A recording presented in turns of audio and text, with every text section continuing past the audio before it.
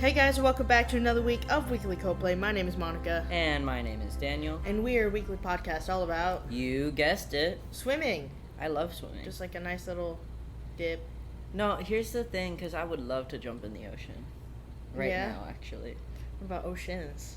Yeah, multiple of them? Yeah, that would be fun. Oh, yeah? Yeah. Wow.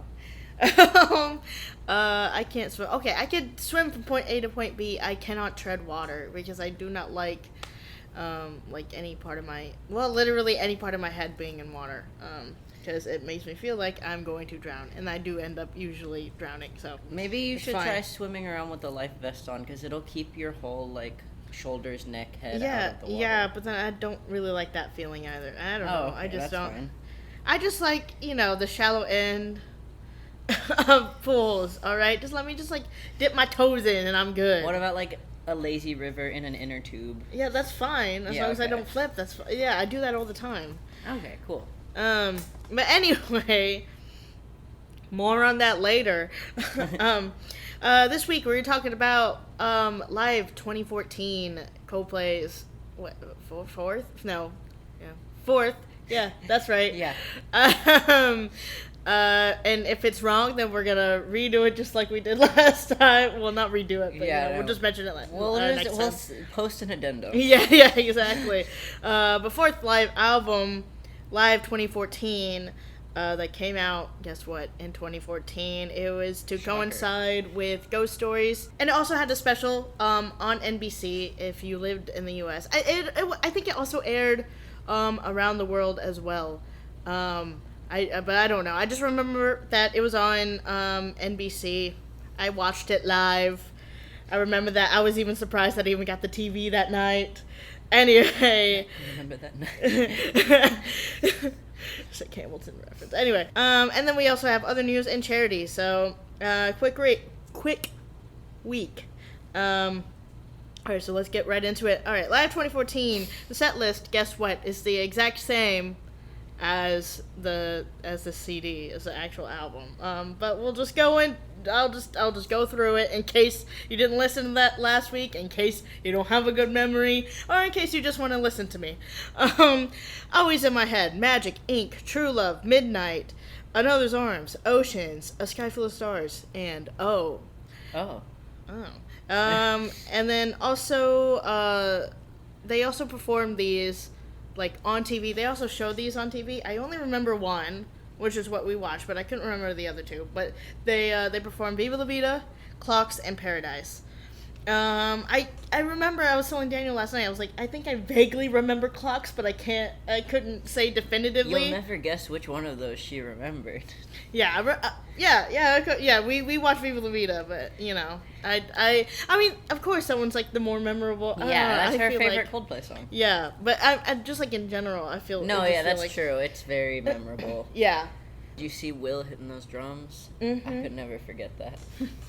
Alright, so with Always in My Head, so that started off with, first, it started off from outside the venue. You go inside, there's the Ghost Stories wings opening up a giant garage. Camera goes in, a drone goes in, I guess, into the set, and then there's no audience, but it's just the band performing Always in My Head. And Chris is on some Peter Pan fly system, and it's just doing flips like he's Pink. I do want to be on one of those fly systems. Yeah. No, Katy Perry's doing that too. Look, I know you don't trust me, but I feel like those things are rigged up to be safe and secure. Did you see all the stuff about Spider-Man Turn Off the Dark, the musical? No. Okay. If you know, you know. I will tell you later. Actually, I'll send you a video all about it. Okay. I'm different, and I would be fine. Okay. I don't want to say about Always in My Head. Mm-hmm. Last week you said that you felt like it was really good. Coldplay does a really good job of setting the tone for their albums with the first song. I felt like even more so with this live special, that first performance of Always in My Head does such a really good job of setting the tone for the rest of the special. Yeah. Yeah, I agree, because... Both with the music and performance and with Chris's flips and flying around in the air. Yeah. The camera work. Yeah, it really did. I mean, especially with like the set, you can see it. This was filmed in Los Angeles. They did like a mini tour, the miniest of tours. Not as small as Everyday Life, but it's about as small.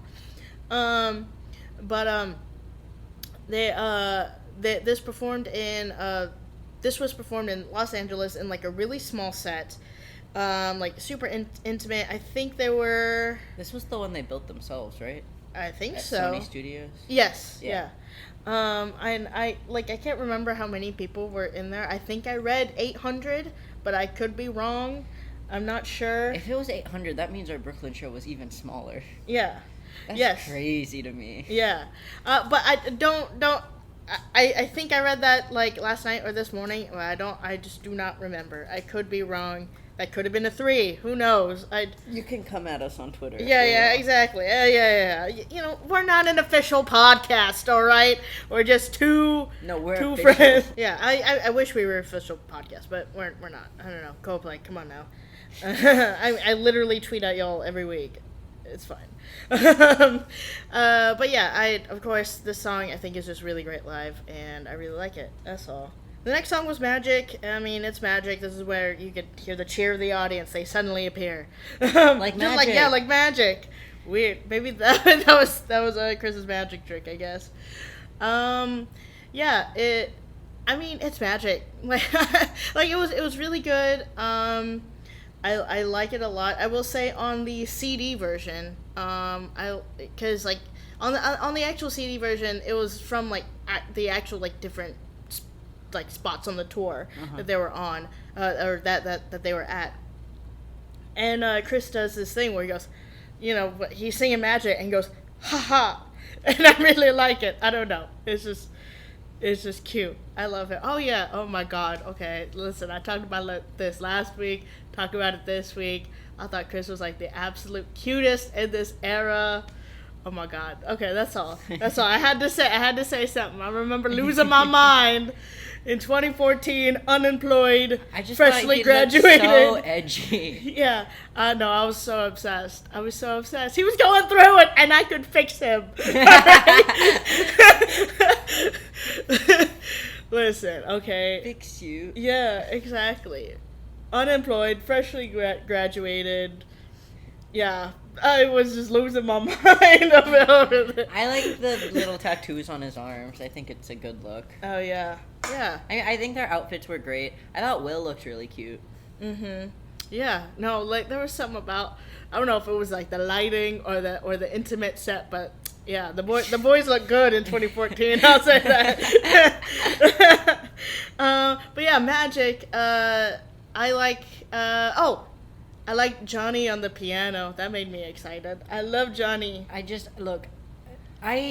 This isn't meant as shade towards Johnny. I believe Johnny can play the piano, but the piano was also playing itself, which just makes it unclear to me if Johnny was actually playing it at the start or if he was just pretending to play it while the piano played itself.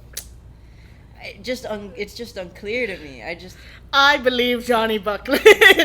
I believe that he was on the piano. Okay. Yeah. Wow.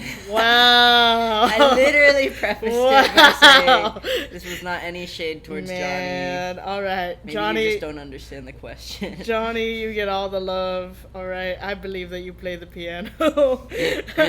Of course, I will always love Guy's part on this song. It just sounds really good and really fun. Yeah, and then Will was on his little drum pad. So yeah. Yeah. So next song is Ink.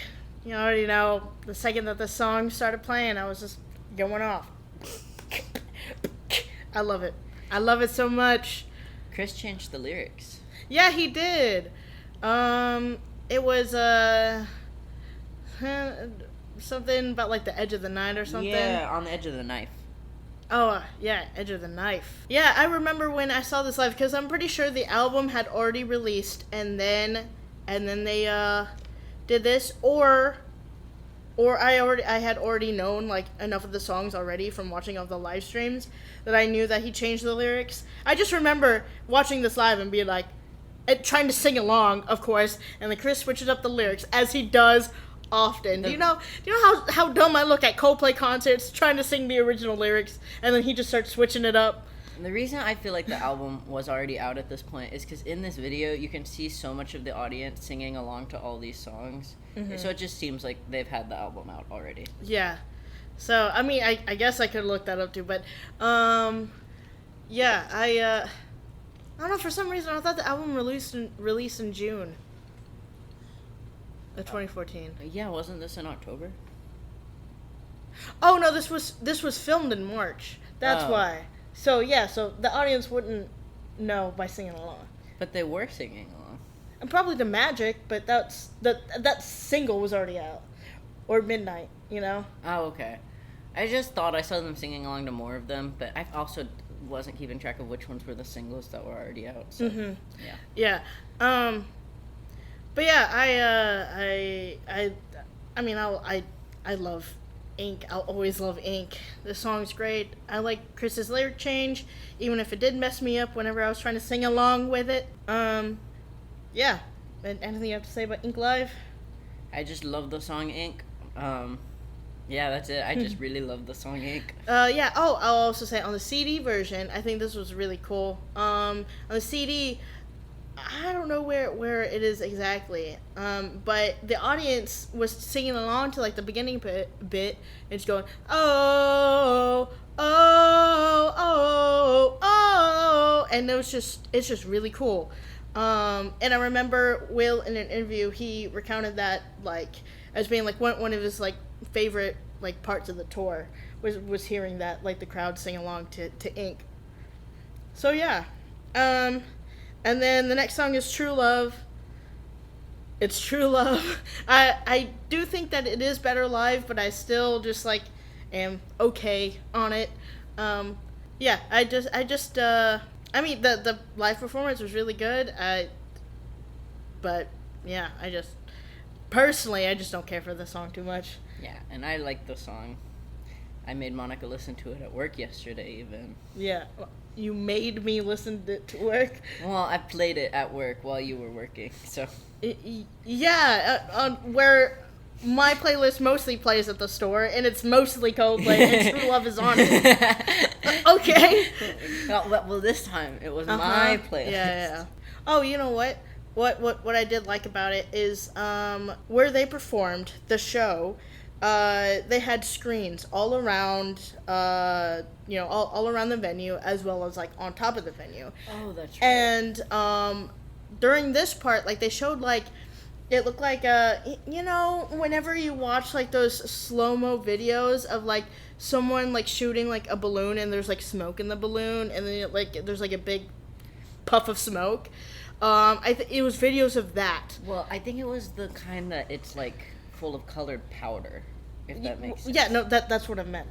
That's the word. I just didn't. Okay, well, I've seen both kinds of videos. Oh, okay. Yeah. Well, I didn't mean. I meant colored.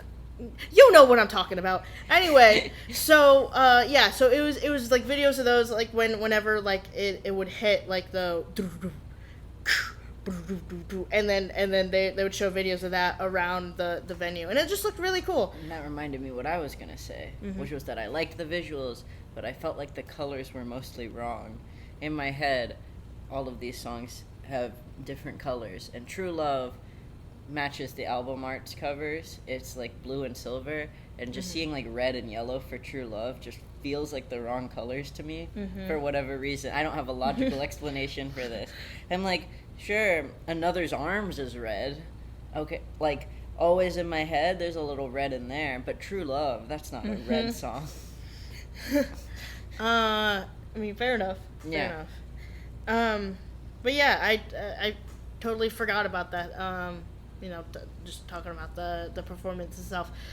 So I really liked that part of the venue because I thought it really looked cool. There was also like a tree with like some stars on it. And some other stuff I think hanging down from like the ceiling.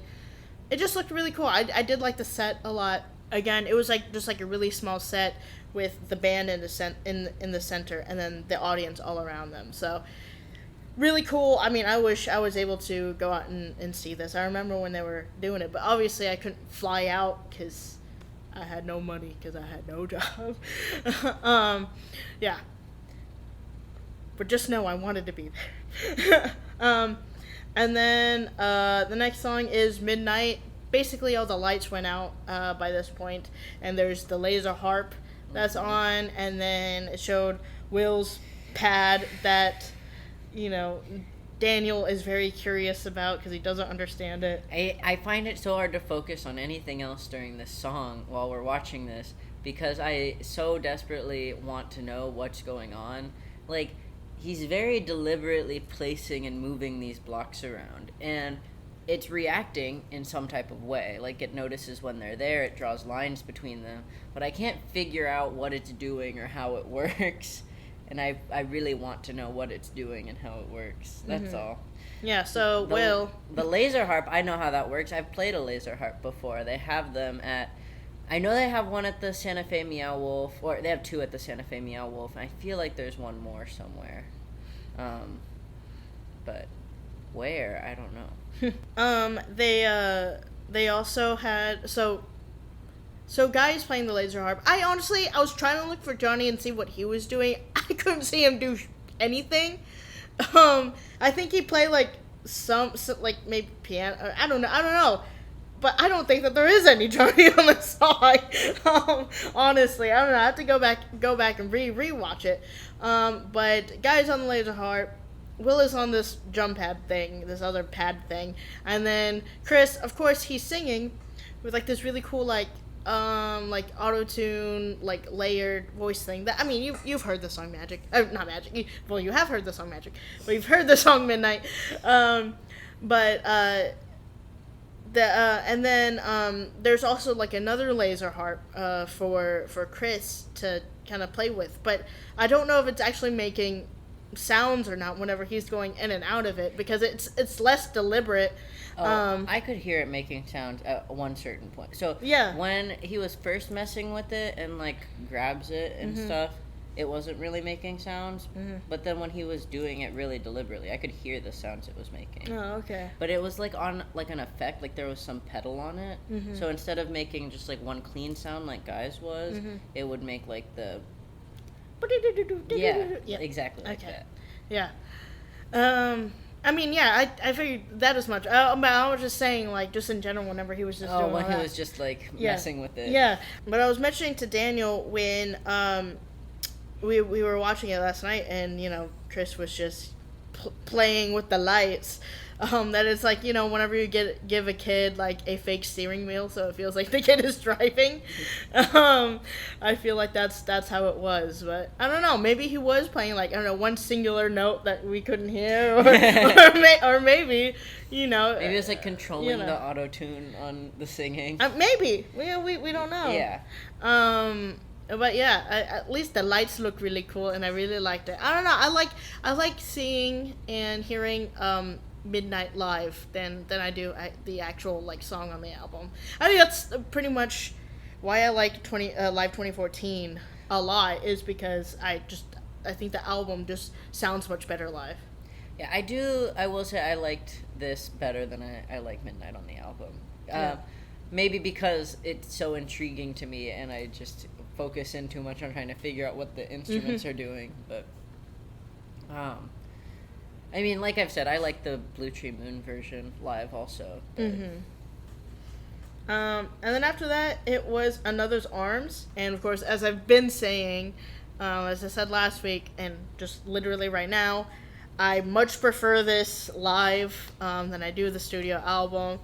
Yeah, I think it just sounded really cool. I like Another's Arms live. But, again, it is also just Another's Arms, and...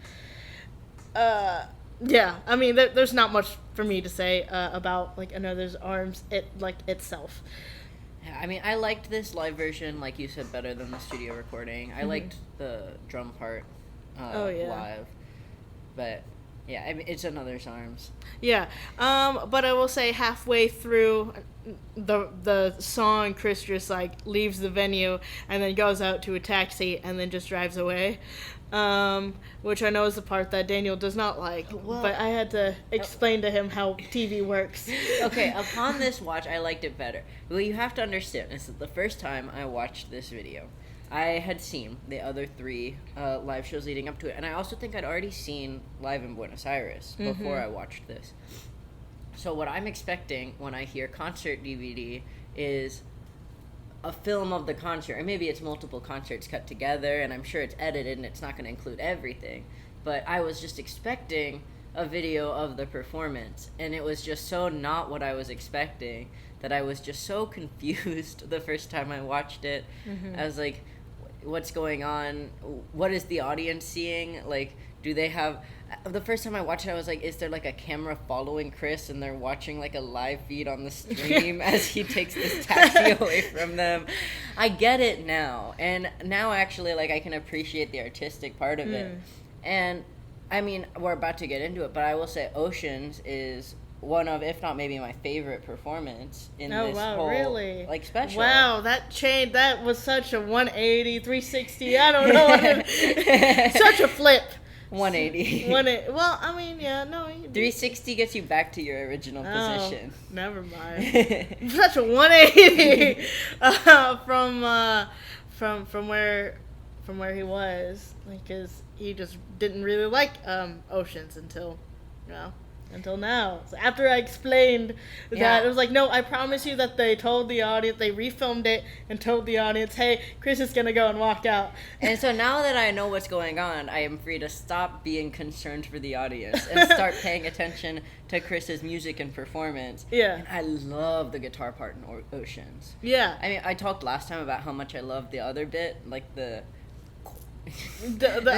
sound I can't beacon, the sound I can't recreate, not the tone but the shape of the waves. Yes.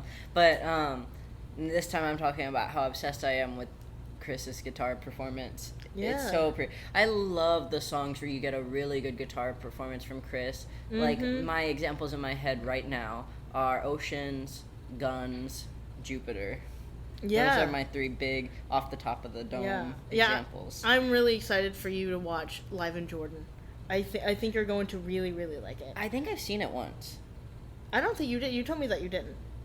I think you sent it to me at one point, and I watched it once. Oh, well, you did actually watch. Okay, I didn't know. I remember sending it to. I've seen you. At least part of it. I don't know if I finished it. Okay. But yeah, we will talk about Live in Jordan whenever we talk about after we get through like the million things that came out for A Head Full of Dreams. There's so much to talk about with A Head Full of Dreams. The album itself, Butterfly Package, and 2 parts. The documentary. Oh my god. Okay, anyway, so that's a taste for what is next. The next 4 episodes. With like a split in between, because we're also going to talk about we're actually going to be on the road and be seeing Coldplay, and that's going to be volunteering with Love Button. We'll tell you what that's like. Yeah. So there's a lot. Monica's doing it twice. Yeah, so I'll let you know. Yeah, I'm so excited for next month in particular. If y'all are seeing Coldplay and you have like free time around the concert, you should consider signing up to volunteer with Love Button. It's a cool way to give back to the communities that they're performing at. Yeah. And they're always looking for volunteers. You get a t-shirt, you get to help people out. And you get a ticket to the concert. And you get to meet other Coldplay fans. Yeah. So yeah, definitely consider signing up for Love Button. Okay, so we just talked about Oceans. I love that performance of Oceans. Whenever I watched this live, I was just so taken aback. Of course, again, just like Daniel said, I love it when Chris plays like the guitar, really well. I love it, and it just sounded great. I will say, I think towards the end of the song, I couldn't tell if it was mixed with the studio version or if it was mixed with maybe the live performance that they probably actually played for the audience. But you could obviously hear all the other band members come in as well. I think it might have been the studio version, though, that it was mixed with. I will say the one thing, I do actually now really appreciate the artistic value of this bit, but I would like to also, I wish there was a video out there where I could see what the live performance looked like in the concert venue, what the audience got to see. Sure. Yeah, that's all. I would just like to watch them all play this together. Mm-hmm. I want to see Will on his drum pad. Um, and then next is Sky Full of Stars. So Chris leaves his guitar on a bench and then just goes out to the dock, and then he just jumps into the water, and then it cuts back into I would like to point out that this dock has several prominently featured signs that say no diving or jumping. Exactly. He's a rebel. She was in his edgy face. He Yeah. literally just said it. Chris he jumps off the dock and just goes into the water. He likes to go for his little swim. Just like me. For real. And then it cuts back into the venue, and then they start obviously A Sky Full of Stars. It's weird to see A Sky Full of Stars with no fireworks or wristbands, even though I know that's how we saw it in Brooklyn, but still it's very, very weird They to don't me. even stop it halfway through. Yeah, I know. But yeah, I mean it's A Sky Full of Stars. I mean it's always a crowd pleaser. Yeah, and this whole venue is like made for A Sky Full of Stars, even without like the big production value. You've got a literal sky full of stars. They've decorated the whole place with these paper stars that are lit up with lights. Yeah. And it's fun to see like the audience, just really like get into it and participate and just have a lot of fun after like I feel like just generally there's like a really heavy a heavy album to really get through and listen to. I mean, other than the parts where they cut away and you're listening to Viva La Vida or Paradise or Clocks, yeah. But yeah, it's A Sky Full of Stars. It's great. The next song is of course, Chris. I think by this point was actually introducing the band. After 15 years, he was finally introducing the band. Yeah, before Live 2014, no one knew the other band members' names. No one knew anything about them. It was like a huge mystery. Yeah, exactly. And now finally in Live 2014, Chris Introduces actually, yeah. They're all from India. Oh my god. But Chris just was like, yeah, Will plays a million instruments and he's great. And then Guy Berryman sells all of our calendars because he's so handsome. Yeah, he goes directly from Guy is the handsome one. He's so handsome to Johnny is a great person. Yeah, he's wonderful. He specifically says great person, and it just feels so rude to Johnny. Like, come on, Johnny's really cute too. Yeah. Come on, Chris. he couldn't lay all his affection. He didn't want Guy to get jealous. That's fine, because he knows he really loves Johnny. Yeah. I'm not gonna make that joke on the podcast. I'll make it later. Okay. But yeah, and then the next song is Fly On or O. I mean, it's just really great emotional song that, I mean, you heard my sentiments about it last week, but I just really, really love this song. I did find it really funny at the start of this performance. Chris is playing piano and singing this song. He's just introduced the band, and none of the other band have parts in the beginning of the song, and they're all just like standing there looking kind of bored, just like staring. Yeah. No, I was watching Will like during the beginning part, and he looked like he was like really listening to like the lyrics and paying attention. Yeah, I was talking more about Guy and Johnny. Oh, Guy Johnny. Yeah. I remember at the Brooklyn show. For like Karate Kid, Chris was like on the piano playing the song, and then I just see Will like behind his drum set, but he was just sitting there and just listening so intently to what's being played, and it was just really, I don't know, it was just really like emotional. Yeah. Anyway, it's one of the very few songs that Will didn't say no to. Yeah.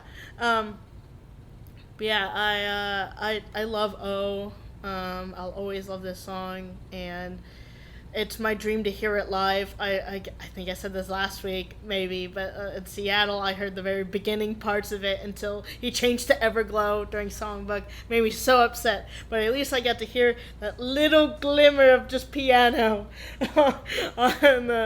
on the song. So, yeah. You have anything to say about Fly On Live?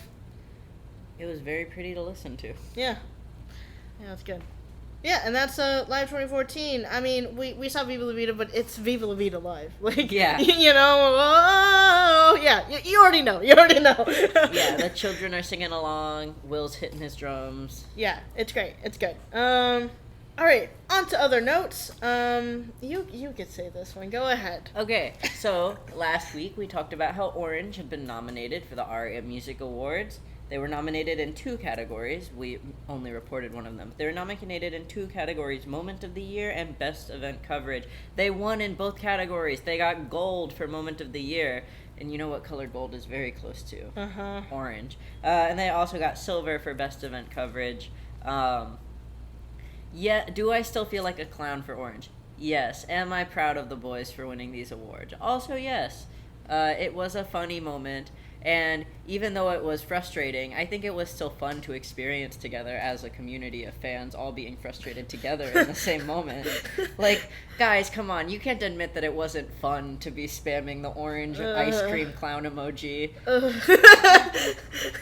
I'm traumatized. So, to give a little bit of extra context, I was at a bluegrass festival that day. I left the bluegrass festival to go home and watch this performance while making spinach puffs to then take back with me for the rest of the bluegrass festival. Mm-hmm. I just went bluegrass festival, Coldplay BBC One performance, back to the bluegrass festival. Yeah, but you didn't get clowned at the bluegrass festival, so no, you know, I that, actually, nobody went. I got and to played see a Orange. violinist stand on the stand-up bass and play the violin while the stand-up bassist was still playing the stand-up bass, tilted to the side. Yeah, very fun, very Coldplay cool. could never. No, I feel like Chris would do that. Chris and Guy. Yeah, Chris and Guy would do that. All right, that's what I want to happen. That's my Denver prediction. Yeah, and look, you gotta be barefoot to grip on the stand-up bass, and Chris already has so much practice. Okay, so. We're moving on. I do not want to talk about this anymore. Okay. Coldplay have been nominated for Favorite Music Group at the 2025 Kids' Choice Awards. Shout out Nickelodeon. Shout out Getting Slimed. I want to see Chris get slimed. Shout out. I mean, they're not going to be there. I don't think that they're going to be there because they're going to be on tour. But, well, okay, if they win, they have to slime themselves on tour and film on it stage. and send it in. Please, God, please let it be the concert I'm at. Slime splash zone. Yeah, and then the Jonas Brothers are also nominated, so that's like, that would have been 2008 again. Here's the thing. Yeah, no, if it was 2008, this is 2013, Monica. She still would have been watching the Kids' Choice Awards, and yeah, no, that would have like torn her apart. Even though she would have still gone for Coldplay at that point. But yeah, wow, incredible. Yeah. Twice posted a photo slideshow video to go with their We Pray version. It does look a little bit like a PowerPoint presentation. Yeah. Or like, and what it reminds me of is like my aunt and uncle have one of those digital picture frames. Oh yeah. That's what it felt like. Yeah. But it's cute, and I think Twice looks really cute in all the like Coldplay shirts. Yeah. Like there's one where they're all wearing Coldplay, and one with they're all with the alien radio. Yeah. They've all got love buttons on. Then you can see the Twice fans in the audience who are wearing love buttons to like match Twice, and I think that looks really cool. Yeah. It all has this static pink frame around it, which is cute. really funny to me. Yeah. But it's a cute video. Go check it out. The comments are mostly really wholesome. Just people who love Twice and people who love Coldplay enjoying this song. Yeah, and yeah, there's also some photos from Soundcheck and of course from the performance where they all performed We Pray Live. So yeah, you'll be able to see some of Coldplay. Yeah. All right, and then there's a picture of Rose backstage with Coldplay and Soul. There's a photo with like Johnny, he's smiling. It's so cute. There's one of I think it's like Johnny and Will. I don't know. They're just hanging out in the background. And then one of just them hanging out backstage with Chris, and it's just really cute. I'm just obsessed with this band. Yeah, if you want to see those pictures, go to Coldplay Access on Twitter. Yeah, or it's all on Rose's Instagram. Oh, okay, that works too. Yeah, so either or. All right, and short news week this week. Now we're gonna get right into our last bit, since we're not sponsored, we don't earn money. Instead, we highlight a different charity every month. This month we're talking about Population Services International. You can find them at psi.org. A little recap: they're just a network of local health organizations aiming to make it easier for people to lead healthy lives, make it easier for them to access healthcare and take charge of their own health and their own lives. Today I'm going to talk about how they're addressing the ways that climate change is affecting healthcare and how people access it. PSI believes that our health is linked to the health of our planet, and as the climate changes, it will present unique problems for health systems. And here are a few of the ways that they're adapting to stay ahead of these challenges and continue to provide quality, accessible, and affordable care to everyone. So climate change has direct impacts on malaria, on the parasite itself, on the mosquitoes that transmit the parasite, and on the humans who are most vulnerable. PSI has established surveillance teams in, I know there was one in Tanzania, a few different surveillance teams that are monitoring the changes in malaria patterns over time to hopefully be able to stay ahead of how the transmission patterns change. Because small changes in the climate can drastically affect malaria and cause bigger outbreaks, such as like a rainy season lasting a few days longer. They're also improving the health systems in places that are at higher risk already for malaria outbreaks, and they're continuing to research the complex effects climate change has on the progression of the disease.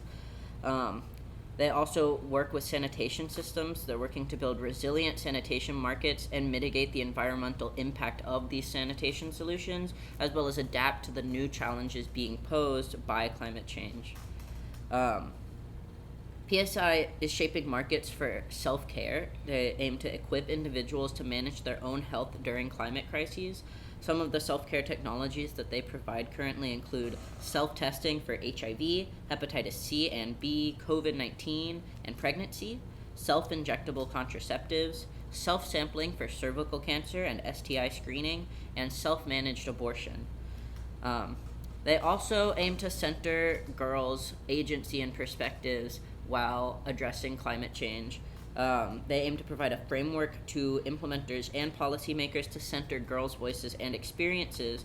They're working to both shift social norms and build girls' own internal capabilities to take ownership of their own health and lives. All right, thank you, Daniel. You're welcome, Monica. All right, and that is this week, Live 2014. Go watch it. I love it.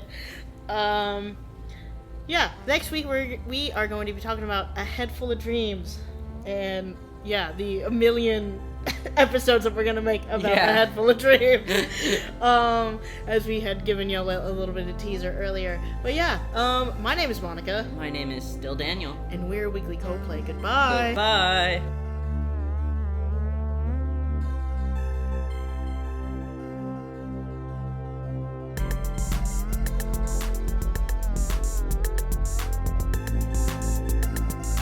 Thank you for listening to Weekly Coldplay. For more Coldplay content from us, check us out on Twitter at Weekly Coldplay and Instagram at weekly.coldplay. That is weekly, Coldplay. And if you like what you hear, give us a follow on wherever you're listening to the podcast on. Thank you again, and we'll be back next week with more Coldplay news.